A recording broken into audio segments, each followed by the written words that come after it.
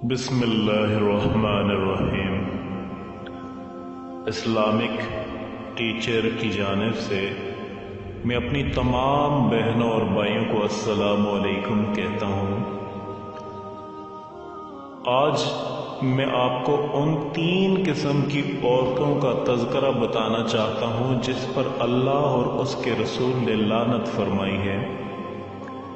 وہ 3 قسم کی عورتیں کون سی ہیں جن سے اللہ کی بہت سخت ناراضگی ہے اور حضور اقدس صلی اللہ علیہ وسلم نے بھی لعنت فرمائی ہے ایسی 3 قسم کی عورتوں پر۔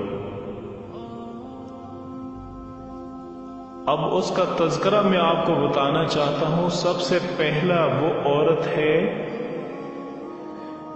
مائلاتن و میلاتن، خود کسی کی جانب لڑک جانے والی اور معمولی سی بات سے کسی کو اپنی طرف مائل کر دینے والی عورت، اور جو کسی کی اپنی جانب اپنی اداؤں سے، اپنوں نیاز و نخرے سے، اپنے خوشیوں سے لوگوں کو اپنی طرف مائل کرنے والی۔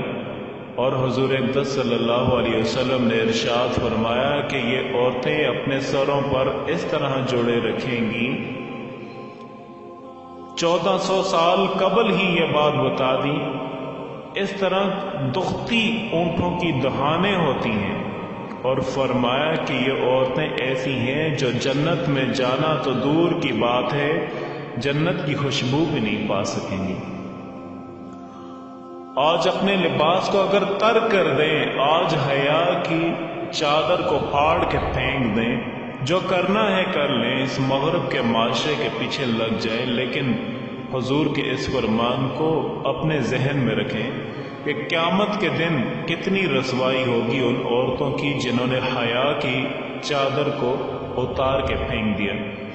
بلکہ آئیے ہم حضور اقدس صلی اللہ علیہ وسلم کے دور کو دیکھتے ہیں۔ ابو داؤد شریف کے اندر روایت ہے کہ ایک خاتون کا بیٹا شہید ہو گیا کسی جنگ کے اندر، تو حضور اکرم صلی اللہ علیہ وسلم کی خدمت میں حاضر ہوئی، لیکن اپنے جوان بیٹے کی وفات پر، اس کی شہادت پر، حضور کی خدمت پر جب حاضر ہوئی تو صحابہ نے کیا دیکھا کہ اس کا پورا جسم جو تھا وہ پردے میں لپٹا ہوا تھا۔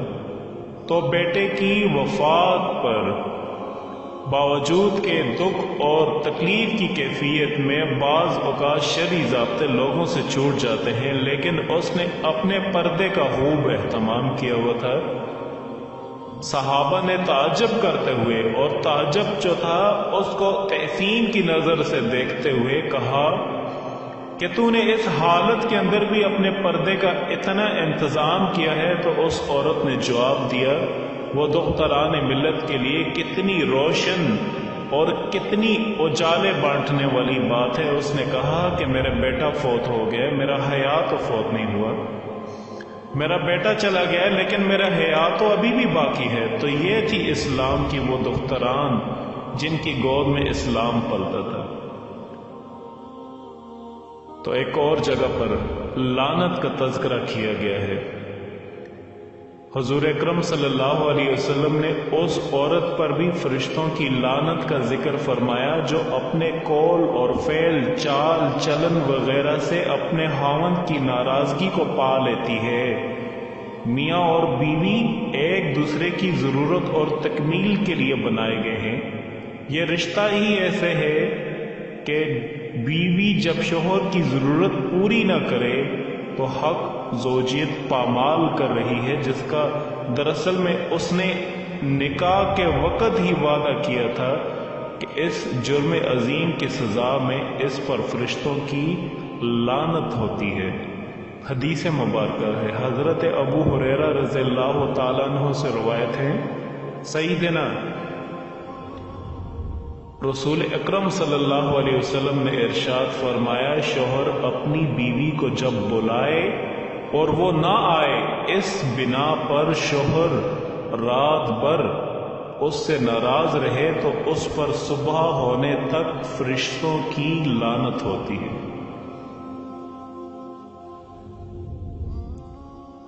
اب یہ کتنی سخت بات کی گئی ہے، اور جس پر فرشتوں کی لعنت ہوتی ہے اللہ کی بھی لعنت ہوتی ہے اور رسول اکرم صلی اللہ علیہ وسلم کی بھی لعنت ہوتی ہے، اور جس پر اللہ کی لعنت ہو تو آپ کیسے یہ یقین کر سکتے ہیں کہ وہ عورت کبھی جنت میں داخل ہوگی؟ وہ عورت جنت کو بھول جائے جو اپنے ان چیزوں پر اپنے خاوند کا حقوق ادا نہیں کر رہی، اور ایسی عورت کا بھی تذکرہ کیا گیا ہے جو کہ ناشکری کرتی ہے۔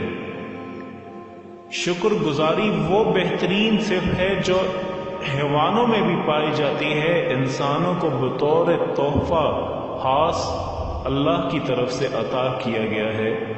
بیوی پر اس کے شوہر کے کئی زیادہ احسانات ہوتے ہیں، اگرچہ شوہر کو یہ اجازت نہیں کہ ان احسانات کا نام دے، بار بار اس کو طعنے دے، لیکن شوہر بیوی کی جان و مال کی حفاظت کرتا ہے، اس کی عزت و عصمت کا نگہبان ہوتا ہے، ضرورت زندگی کھانا پینا لباس مکان فراہم کرتا ہے، اپنا فریضہ جان دے کر دن رات کدوکاش میں لگا رہتا ہے۔ بیوی اپنے شوہر کا شکر ادا نہ کرے تو یہ نامعلوم کس ناشکری کی چیز ہے۔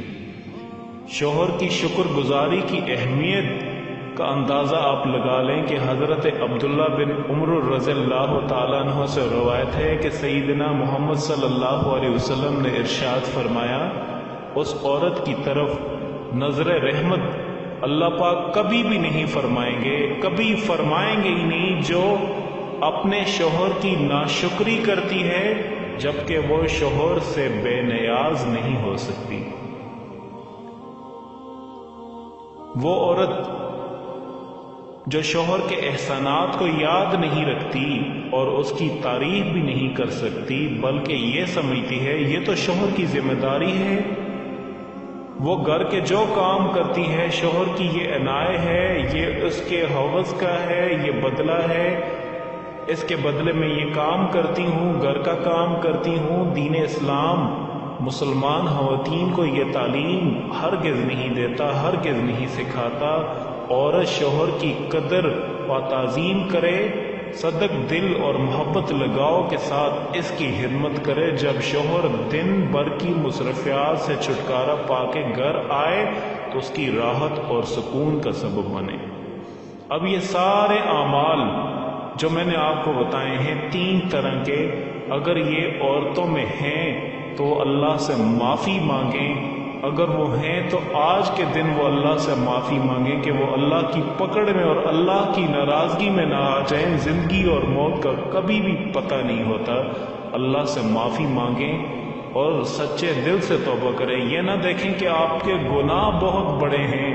آپ کو ایک واقعہ بتاتا چلوں، حضرت عمر رضی اللہ تعالیٰ عنہ یہ اپنے ہاتھ میں ہمیشہ کوڑا رکھتے تھے،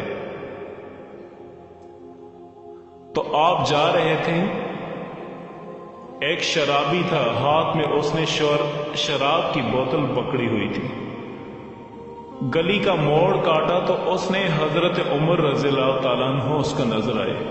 حضرت عمر تو موقع پر ہی سزا دیتے تھے، ہاتھ میں درہ پکڑا ہے تو اس نے دل ہی دل میں کہا، مالک عمر کے قہر سے بچا لے، مالک عمر کے قہر سے بچا لے، میں پکی توبہ کرتا ہوں کہ آج کے بعد کبھی بھی شراب نہیں پیوں گا۔ اور جلدی سے وہ شراب کی بوتل بغل میں دبا دی۔ حضرت عمر سر پر پہنچ گئے اور جھڑک کے کہا کہ یہ تیرے پاس کیا ہے؟ تو ڈرتے ہوئے کہا کہ حضرت سرکہ ہے۔